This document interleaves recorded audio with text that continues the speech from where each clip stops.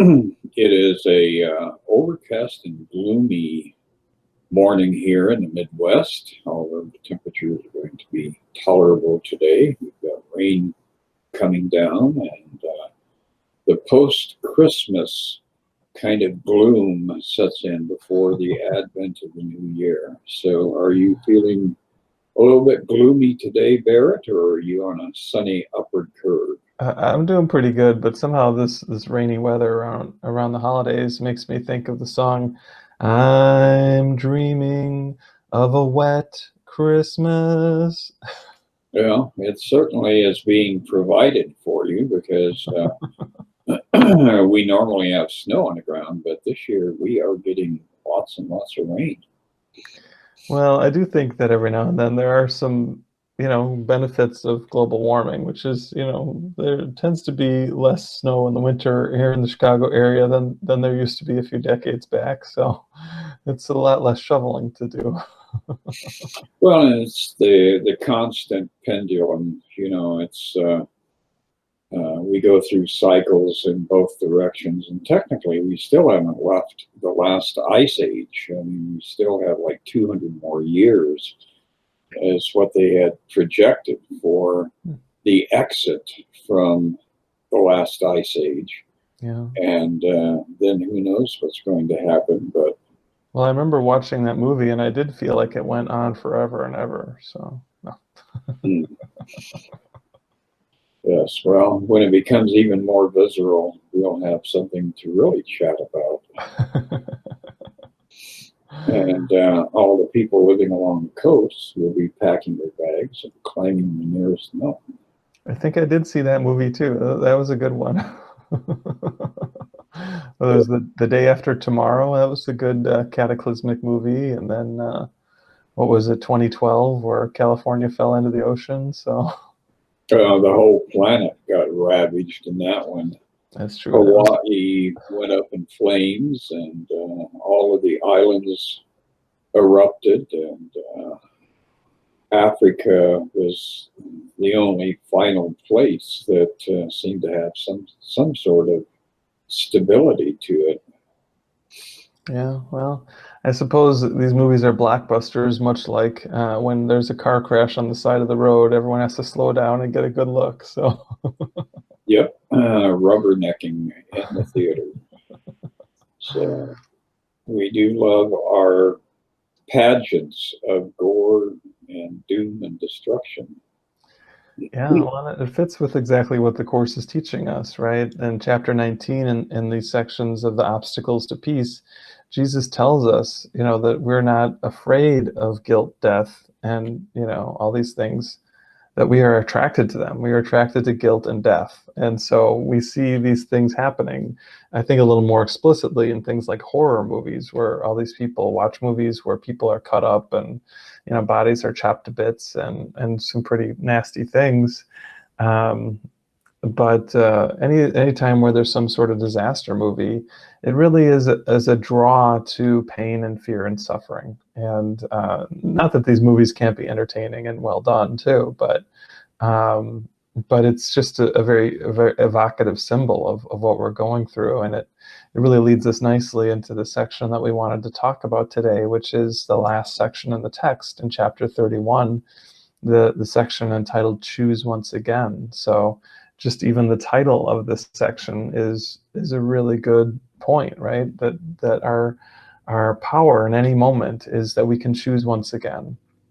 If we catch ourselves feeling bad, feeling upset, feeling like we're the victim, whether it's a victim of the weather or a victim of what someone said to us, or someone who didn't pass the meatballs for Christmas quickly enough, then we can choose once again. We can say, "Oh, right, I can be forgiving and kind," and in so doing, all of a sudden, I can open up to a very different experience of what life is. And I think it's very fitting this holiday season, and as we're about to step into a new year, to remember that this is the power that we have, and it's our power in each and every instant. It absolutely is, and it's astonishing how much we are drawn to the darkness. Because if you look at all of the great classic horror stories, they're all based on the way this world functions. You know, Frankenstein, he kind of jury rigs together a creature, and that really is what we have done. We have created this kind of monsterish physical body, although, you know, there are certain bodies that are quite beautiful, at least at some point, and eventually they begin to break down. And then we have the vampire stories, which I always thought were so appropriate, because we are by nature vampires. I mean, in order to keep your body alive, you have to take life out of some other form, whether it's an animal or a plant. So the parallels in literature are very obvious. Nothing is hidden.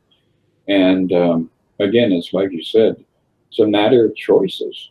Do we want to put all of our emphasis on that darkness, or are we finally ready to let go and bring the light into the situation and watch this whole carnival of madness begin to disassemble itself and dissolve?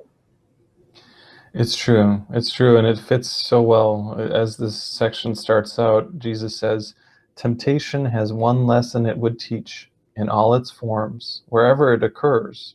It would persuade the Holy Son of God he is a body, born in what must die, unable to escape its frailty, and bound by what it orders him to feel.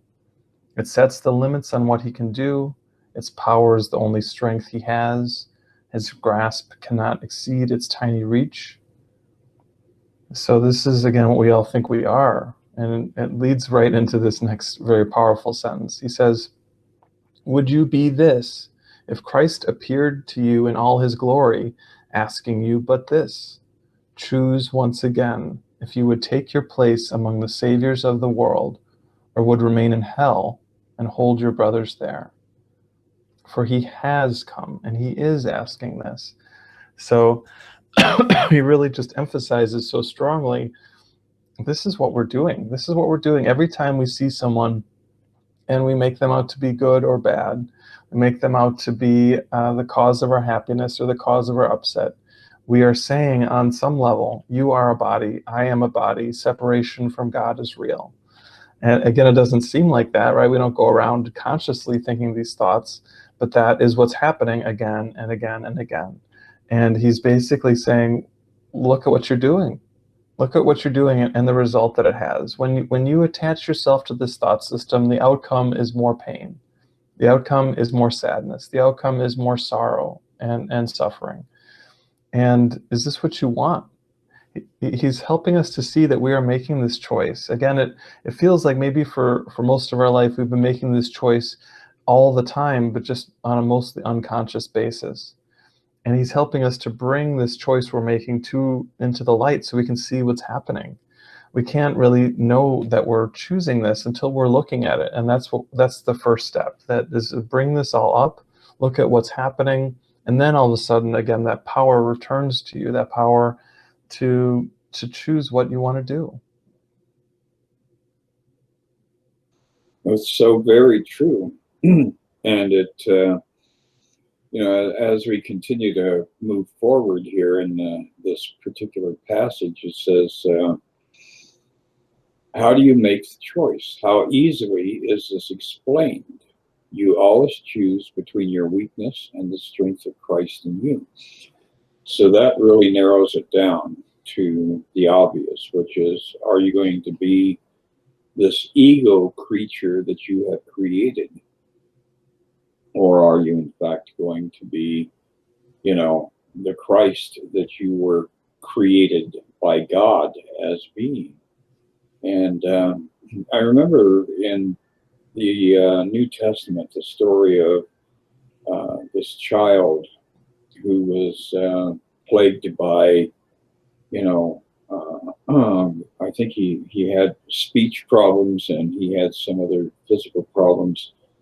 And his father took him to Jesus to be healed. And Jesus says, whatsoever you believe, will be reality. And the man replies, I believe, help me with my unbelief. And on the surface, that seems like kind of a stupid statement. I believe, but help my unbelief. But then when you stop and think about it, it's a very clear delineation. He's saying the Christ within me believes, my spiritual self believes. Help me with my ego self that doesn't believe. And at that point, Jesus casts out the demons. He heals the child because he knows that the ego that the Father has no power. So by embracing the Father's Christ within and refortifying that, Jesus affirmed the truth and the truth became manifest. And that really is our prayer for 2019 in my mind is, I believe, but help me with my unbelief as I'm moving forward into this new year. So it says, and what you choose is what you think is real. Simply by never using weakness to direct your actions, you have given it no power. So again, we're being urged to abandon the ego and all of its dramas and adventures. And the light Christ in you is given charge of everything you do. For you have brought your weakness unto him, and he has given you his strength instead. And that really is the journey. It's like some of these trust issue exercises would have you like stand on a chair and have 3 or 4 people behind you holding something to catch you, like a blanket or something. And you have to build up enough trust to be able to fall over backwards into their arms. And that really is what the journey we're on is like. You have to build up your trust so you can let go and just fall into God.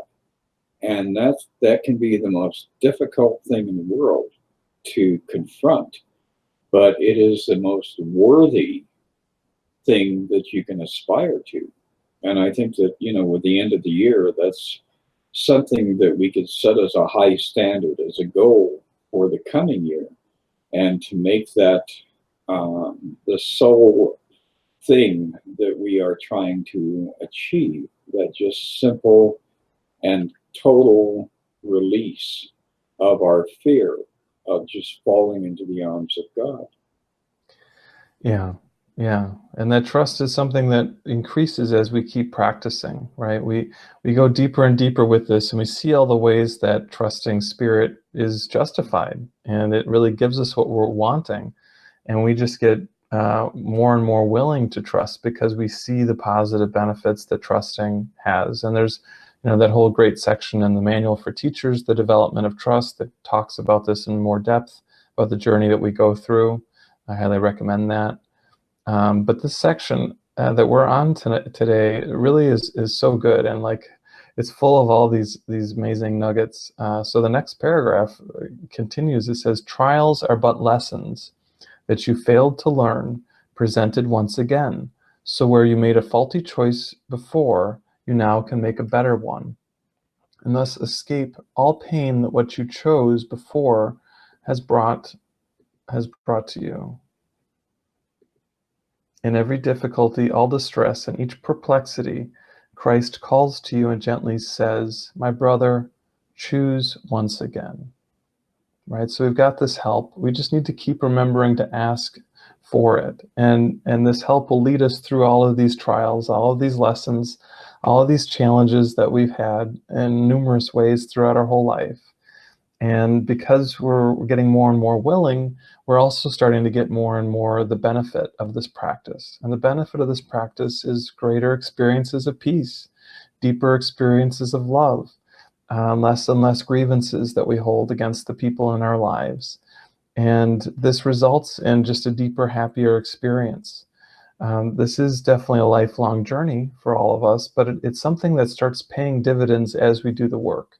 That doesn't mean it's always easy. There are a lot of times where we are in resistance, where we're not wanting to do this work. But it does mean that if we stay with it, we will move through all these periods of resistance, and we will come back into knowing this deep truth. This deep truth is the answer to all of our problems. Because when we experience the love of God, when we experience the depth of Christ, there is no problem that holds a candle to that glorious light of truth that we are. And it is really the answer to every situation we've ever had, every challenge or strife.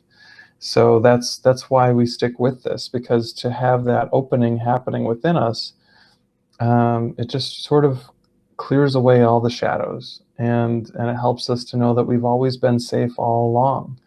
So it is a really it's worth doing the work, and it's worth sticking with it, because emerging on the other side of these challenges is always such a welcome relief. It's amazing what this light can feel like when we step into it more and more.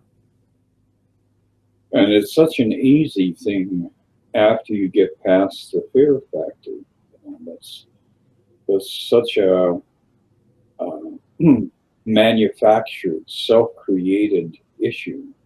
And once you begin to recognize that the only fear that is valid is the fear of fear itself, and that's where we're stuck at. It's the issue that is on the top shelf of all of our aspirations, of all that we aspire to be and do.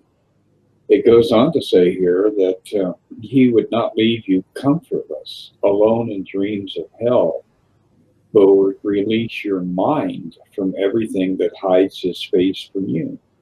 Again, this is reiterating the fact that none of this is real except in your own mind.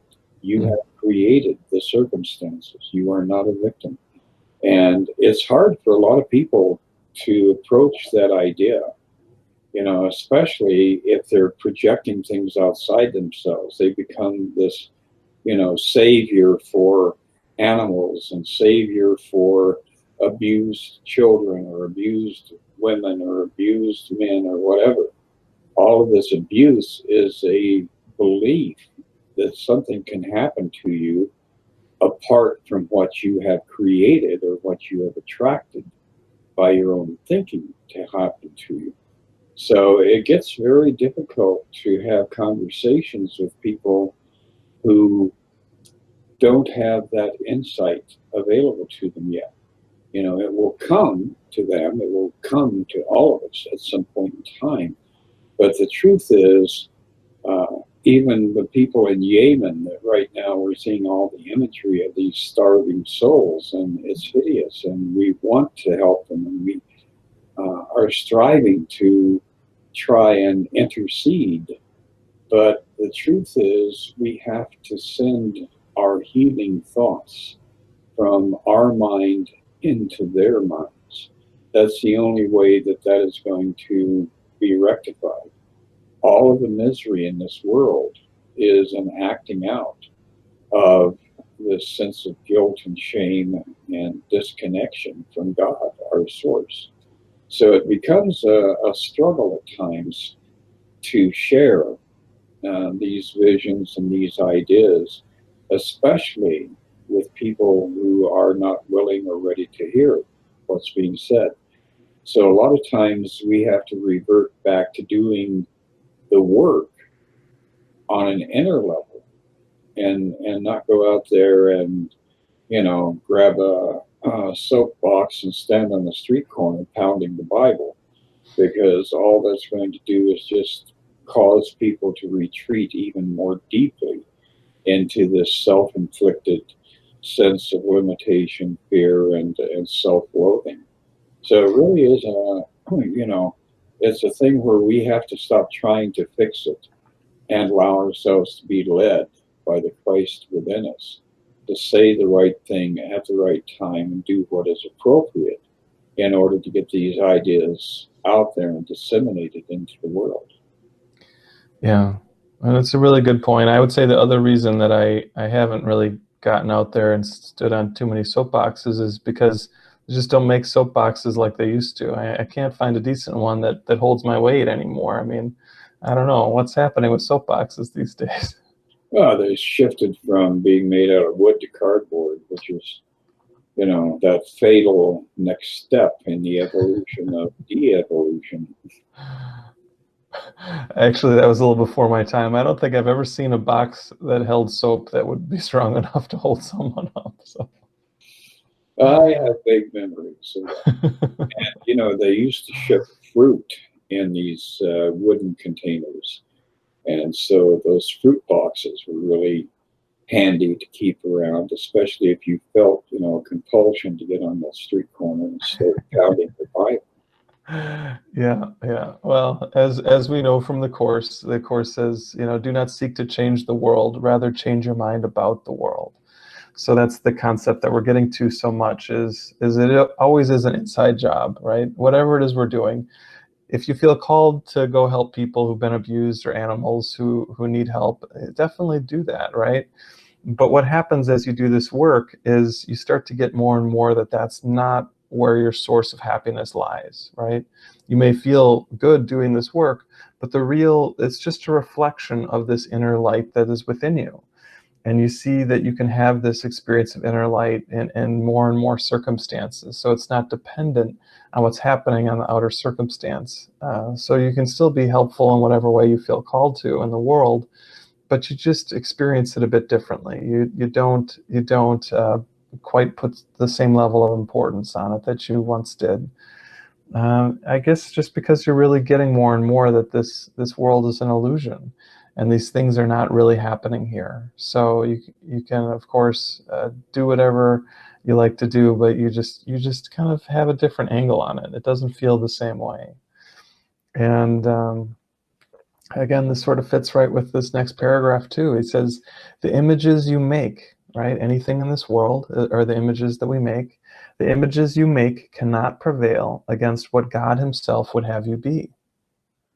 Be never fearful of temptation then, but see it as it is, another chance to choose again and let Christ's strength prevail in every, in every circumstance, in every place you raised an image of yourself before. So, for what appears to hide the face of Christ is powerless before his majesty and disappears before his holy sight. So what is he saying here? But that if we have a deep willingness to heal these things, they will be healed. And it's only our sort of lack of full acceptance and full willingness around these things that seems to make them hang around. Now, most people don't like that concept, right? Because as we're doing this work, we think, well, I want to let go of all my pain. I want to let go of all my fear. Well, the kind of hard to hear truth is that if you 100% wanted to let go of all your pain, it would be gone.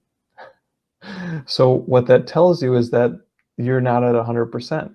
It's okay. Almost no one is, right? I mean, it takes a while for all of us to achieve the level that Christ achieved and all these other great awakened masters achieved. We're all going to get there, but it's important to acknowledge that if we're only at 30%, if we're only at 60%, if we're only at 99%, that there's some part of us that's still holding back. It's still attached to being an individual.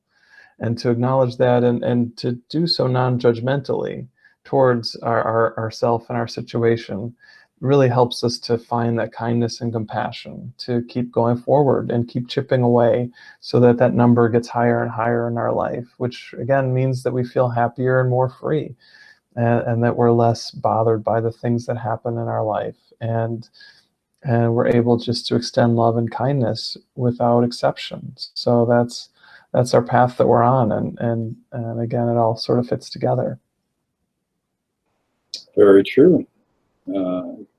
In a continuance of that paragraph, it says, the saviors of the world who see like him are merely those who choose his strength instead of their own weakness, seen apart from him. They will redeem the world, for they are joined in all the power of the will of God.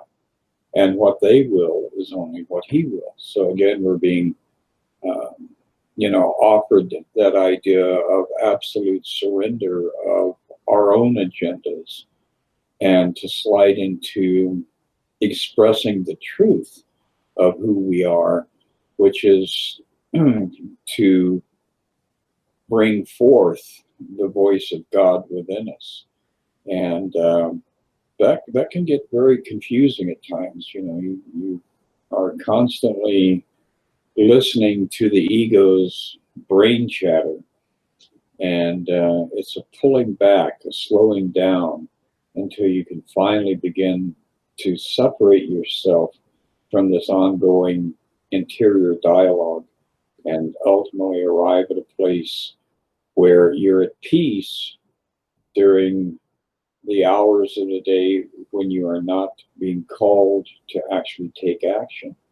But when you do take action, it is inspired. You are taking action in spirit. And by doing so, you're actually having an effect on the illusion instead of reinforcing it. Yeah, yeah, I like that. You're kind of feeling that inner call to peace more and more often. I like that, except for in the middle of the night when I get that inner call to peace. It's not so good. I got to get up out of bed and Well, as you get older, it gets even more compulsory, I guess you could say. Oh man. So again, there's so many good things in this section. The next paragraph is so sweet too. He says, learn then the happy habit of response to all temptation to perceive yourself as weak and miserable with these words: I am as God created me. His son can suffer nothing, and I am his son. It's just 3 short sentences, and they're so helpful to remember in these moments where we find ourselves back in the fear, we find ourselves back in the judgment, we find ourselves back feeling like we're the victim. To use these ideas, it really starts to change our experience. Just, to say them again: I am as God created me. His son can suffer nothing, and I am his son. Just as I say them, I can kind of feel this gentleness expanding inside of me, and this release of old grievances and old false ideas just melting away. And so again, there's so many of these good, really mini prayers, small prayers throughout the course, and they're really designed for us to take them with us, so that as we go through our life, we can employ them, we can remember them, we can use them, so we can come back to more peace within. And it's a cumulative thing, right? The more that we do this, the stronger these ideas get within us. You can't hear these ideas too often because we just need to keep being reminded of them. So don't ever feel like you're a remedial student of the course because you're still working on it. This is a path like this for all of us, where we have to keep repeating this and we have to keep going back to these ideas. But we do find that we can start to get them deeper and deeper as we go. And it's a really cool experience to have that. It absolutely is. And to kind of wind things up here, this next paragraph says, you are as God created you, and so is every living thing you look upon, regardless of the images you see. So that dog that has been, abused for years that you're rescuing, and that crippled person that you're viewing as being, compromised on multiple levels, all of these different images will begin to fade as you begin to perceive the spirit, which is the presence of God behind the image that you have created. So the work that's being done is not just for you. The work that's being done is to rectify this incorrect vision of all of these crippled ideas of who God is, of what God's life consists of. So approaching 2019, this is giving us a very clear vision as to what is the most important part of this coming year, and that is to learn how to stop seeing through the eyes of the flesh and to begin to ask for vision so that we are seeing everything through the eyes of spirit. And spirit is so much more powerful once you actually can give yourself permission to fall into the arms of God. Yeah, and it reminds me of a really beautiful Native American saying, which was, "May I see not with my two eyes, but with the one eye, which is my heart." And I think that idea, again, reflected in so many different traditions, is about helping us to remember what this is all for. And as you eloquently put it here, Chris, it's always about choosing once again. So this has been a beautiful section. Maybe we'll finish up this same section next week if we want to, because there's, again, every paragraph is so rich in this section. So. It is, and it will be a good way to say adieu to 2018 and embrace the moment in 2019. Perfect. So, yeah, this has been another great year of doing these recordings with you, Chris. I'm so grateful. I'm so glad that Charlie's been able to join us for a lot of them. And I'm just really feeling appreciative of everything that's unfolded in this year, and just all the healing that's happened. So our friendship means a lot to me, and the fact that we get to share these beautiful images and messages with more people too is a real blessing. And I hope you have a beautiful 2019, and I'm looking forward to continuing to share these videos with people as we head into the new year. Yeah, and it's especially exciting to go back and review where we were 3 years ago and to look at how we have grown beyond these self-defeating images of who we thought we were. And, it reinforces that idea of whenever two people come together and invoke that presence of the Christ, then we find that there is this astonishing and transformative process that begins to unfold. So our discussions have been a blessing and a gift, and I'm looking forward to continuing to put the word out there. Beautiful. Well, I hope you have fun ringing in the new year, and look forward to talking with you in 2019, man. Yes, you have a great weekend, and Happy New Year, and we will reconvene in 1 week. All right, sounds good. Bye, man.